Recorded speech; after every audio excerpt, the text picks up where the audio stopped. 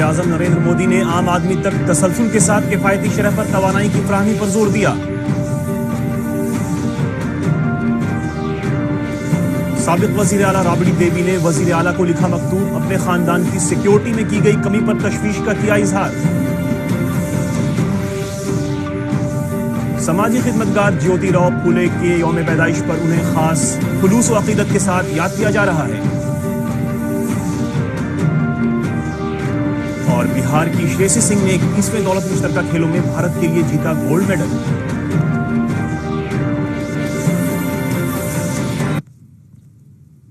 आदाब नाजरीन, डीडी बिहार के स्टूडियो से एक दफा फिर आपका खैर मकदम है। मैं हूं आपके साथ सलमान गनी। वजीर आजम नरेंद्र मोदी ने कहा है कि आम लोगों को आलूदगी से पाक किफायती शरह पर और तसलसल के साथ तवानाई दस्तयाब होनी चाहिए। आज नई दिल्ली में 16वें बैनुल-अक़वामी तवानाई प्लेटफॉर्म का इफ्तिताह करते हुए वजीर आजम ने तवानाई के शोबे में पूरी दुनिया से इश्तराक और ताउन की अपील की। उन्होंने कहा कि तवानाई आम लोगों की जरूरत है। अगले 25 साल में तवानाई के खर्च में 4.5% तक इजाफा होने का इम्कान है।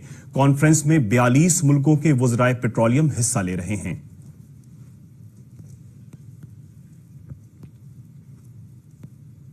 We are entering an era of energy abundance. However, 1.2 billion people still do not have access to electricity. Many more do not have access to clean cooking fuel. We must ensure that this situation is not exploited to the detriment of the underprivileged. People must have universal access to clean, affordable, sustainable and equitable supply of energy. The world has for too long, seen prices on a roller coaster. We need to move responsible pricing, which balances the interests of both the producer and consumer.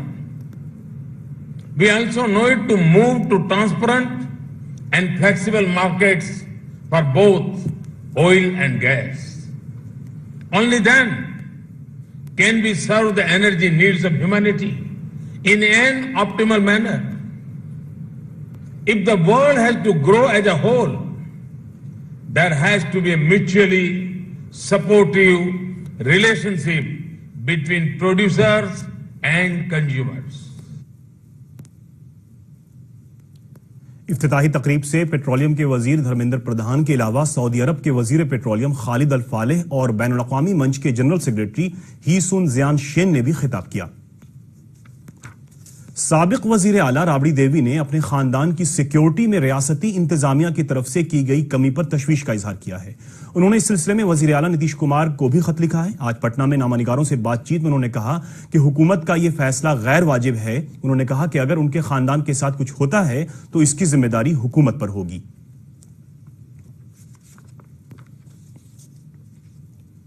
अब सरकार दोषी होगा, कुछ भी होगा, सरकार दोषी होगा, प्रशासन दोषी होगा। मोदी जी आते हैं, आगे कहाँ कर रहे हो भाई? यही आती है ना, सुरक्षा रात में 9 बजे 8 बजे हटाया जाता है। देख लीजिए क्या तमाशा हो रहा है सरकार के। साजिश हो रही है, साजिश है, मरवाने के लिए, पूरा परिवार के मरवाने के लिए साजिश हो रहा है। राष्ट्रीय लोक समता पार्टी के कौमी सदर उपेंद्र कुशवाहा ने कहा है कि रिजर्वेशन को खत्म करने का मुतालबा गैर मुनासिब है। आज पटना में नामानिगारों से बातचीत में जनाब कुशवाहा ने कहा कि कमजोर तबके की तरक्की के लिए रिजर्वेशन का नज्म किया गया है जो दुरुस्त है। पिछड़ों का हक अभी तक नहीं मिल पाया, दलितों का हक अभी तक नहीं मिल पाया। हमारे संविधान निर्माताओं ने जिस हक की बात की थी, हक अभी तक नहीं मिल पाया है। मिल रहा है लेकिन अभी तक जितना मिलना चाहिए था नहीं मिल पाया है। और जब तक नहीं मिल पाएगा तब तक लोग आंदोलन करेंगे, प्रतिक्रिया देंगे, उनका अधिकार है, लेकिन उसके खिलाफ। बढ़ते हैं अगली खबर की तरफ। बाबू वीर कुंवर सिंह के 160वें विजय उत्सव के मौके पर कल महकमे सकाफत की तरफ से पटना में 3 रोजा प्रोग्राम का इनेकाद किया जाएगा। फन सकाफत के वजीर कृष्ण कुमार ऋषि ने आज पटना में नामानिगारों को इसकी इत्तला देते हुए बताया कि 23 अप्रैल से शुरू होने वाले इस प्रोग्राम में कई मारूफ फनकार अपने फन का मुजाहरा करेंगे। बिहार में यह पहली बार इस तरह का कार्यक्रम हो रहा है कि बाबू दीप कुंवर सिंह जो अंग्रेजों से लड़ते थे उन पर आधारित सरकार की ओर से माननीय मुख्यमंत्री जी, उप मुख्यमंत्री जी और उसमें उद्योग विभाग के मंत्री भी रहे। आज मुल्क के मशहूर मारूफ समाजी खिदमतगार और अदीब ज्योतिराव गोविंदराव फूले का यौम पैदाइश है। ज्योतिराव फूले की पैदाइश 11 अप्रैल 1827 को महाराष्ट्र में हुई थी। उन्होंने जात के निज़ाम, खवातीन के हुकूक और हिंदू खानदानों की जिंदगी में बेहतरी के लिए कई अहम काम किए। इस मौके पर राजधानी पटना के कृष्ण मेमोरियल हॉल अहाते में सड़क तामीरात के वजीर नंद किशोर यादव ने उनकी तस्वीर पर गुलपोशी करके उन्हें खराज अकीदत पेश किया।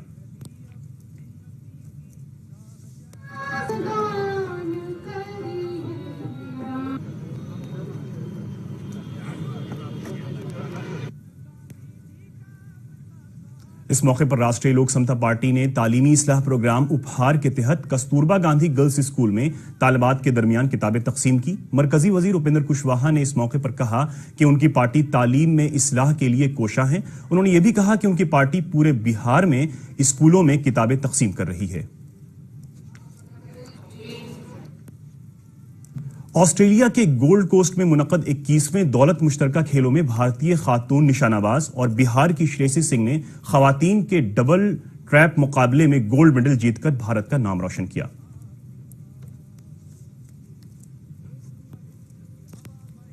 वजीर आला नीतीश कुमार ने गोल्ड मेडल जीतने वाली श्रेयसी सिंह को मुबारकबाद दी है और उनके रोशन मुस्तकबिल की दुआ की है। वजीर आला ने कहा कि श्रेयसी सिंह ने दौलत मुश्तरका खेलों में गोल्ड मेडल जीतकर रियासत और मुल्क का वकार बुलंद किया है।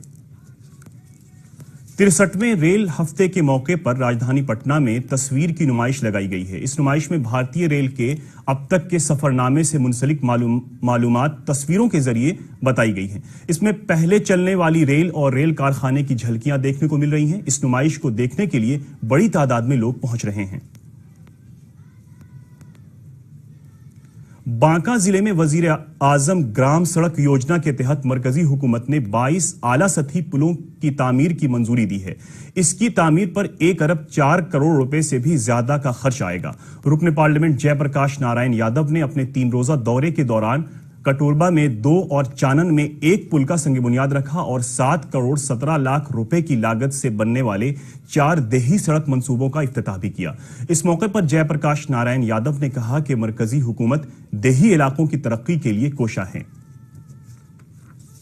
जिंदगी चली गई, आंसू बहता रहा, नदियों में बाढ़ आया, बरसात में कई मौतें हुई, जाने गई। उसकी सफलता की जो है कुंजी है और परचम है कि विपक्ष में रहते हुए आज 22 करोड़ के पुलों का शिलान्यास कर रहे हैं। जिंदगी में अगर कुछ करने की ख्वाहिश हो और इसके लिए सही सोच के साथ कोशिश की जाए तो कामयाबी मिलनी तय है।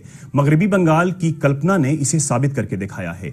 आज उनकी कोशिश से खवातीन इख्तिसादी तौर से मजबूत हो रही हैं। का काम हमेशा ही जोड़ने और पिरोने का रहा है, लेकिन कलाकार कल्पना दास ने इस धागे को रंगों में डुबोकर एक नया ही आकार और स्वरूप दे दिया है। कोलकाता की कलाकार कल्पना दास ने रंगीला धागा नाम से कुछ साल पहले एक संस्था की शुरुआत की जो कला को व्यवसाय से जोड़कर ऐसी महिलाओं को आगे बढ़ा रही है जो आर्थिक रूप से पिछड़ी हुई हैं।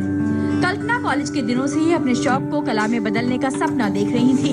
जब वे कोलकाता से पढ़ाई के लिए दिल्ली आई तो उन्होंने एक अनजान शहर और अनजान लोगों के बीच ही इस सपने को पूरा करने की ठान ली और रंगीला धागा की नींव रखी। उन्होंने अपने साथ जुड़ने के लिए आर्थिक रूप से पिछड़ी महिलाओं को चुना जो केवल सुई में धागा डालना जानती थी। कल्पना ने उन्हें ट्रेनिंग दी और धीरे धीरे धागे के जरिए कलाकृतियाँ, गहने और सजावट के सामान बनाना सिखाया। अब कल्पना के साथ 14 से 15 महिलाओं का एक समूह है जो धागे और गमछे से कला के बेजोड़ नमूने तैयार करते हैं। मैं रंगीला धागा के साथ 1 साल से जुड़ी हुई हूँ। मैं यहाँ पर आई थी तो मेरे को कुछ आता नहीं था कि गमछा से कैसे गले का बनाना है, कान का बनाना है, कोई चीज़ें मुझे यहाँ आती नहीं थी। कल्पना ने मेरे को सिखाया कि कैसे ये सब चीज़ें बनाई जाती है। मेरे 5 बेटियां हैं, मैं उनको पढ़ा लिखा कर आगे बढ़ाना चाहती हूँ, इसलिए मैं काम कर रही हूँ। मैं घर भी संभालती हूँ, और यहाँ साथ में काम भी करती हूँ कल्पना जी के साथ। मैं खुशी से काम करती हूँ। कल्पना ने आम आदमी के परिधान कहलाने वाले गमछे को भी बेहद कलात्मक और आकर्षक अंदाज में ढाल दिया है। कल्पना के लिए हालांकि ये सफर आसान नहीं था। रंगीला धागा को मूर्त रूप में लाने के लिए उन्हें दोस्त से उधार लेना पड़ा, अपनी जेब से कलाकारों का खर्च निकालना पड़ा। लेकिन जब उनकी कला प्रदर्शनी के जरिए आम लोगों तक पहुंची तो उसे बहुत अच्छा रिस्पांस मिला। अब तक कल्पना के रंगीला धागा की 3 से 4 बेहद कामयाब प्रदर्शनियों का आयोजन हो चुका है और इसके जरिए आर्थिक रूप से पिछड़ी महिलाएं सम्मान के साथ जिंदगी जीना सीख रही हैं। रंगीला धागा वाकई में आर्थिक रूप से पिछड़ी महिलाओं को समाज की मुख्य धारा से जोड़ने की एक कड़ी बन गया है। गुड न्यूज इंडिया के लिए दिल्ली से रजनी सिंह की रिपोर्ट। भोजपुर जिले में हालात मामूल पर हैं। कल बंद के दौरान बंद हामियों और मुखालिफिन के दरमियान कई इलाकों में झड़प के बाद आरा शहर में दफा 144 नाफिज कर दी गई थी। भोजपुर के एसपी अवकाश कुमार ने बताया कि इस दौरान 56 लोगों को हिरासत में लिया गया था, जिन्हें दफा 107 के तहत बॉन्ड भरवाकर छोड़ दिया गया है। जनाब कुमार ने बताया कि दफा 144 भी हटा लिया गया है। वजीर आजम नरेंद्र मोदी ने कटिहार से दिल्ली तक चलने वाली चंपारण एक्सप्रेस का इफ्तिताह कल मोतिहारी से वीडियो कॉन्फ्रेंसिंग के जरिए किया। यह ट्रेन कटिहार से खुलकर पूर्णिया, मधेपुरा, सहरसा, बेतिया, नरकटियागंज, गोरखपुर और लखनऊ होते हुए दिल्ली तक जाएगी।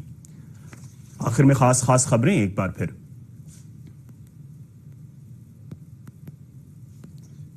वजीर आजम नरेंद्र मोदी ने आम आदमी तक तसल्सल के साथ किफायती शरह पर तवानाई की फराहमी पर जोर दिया।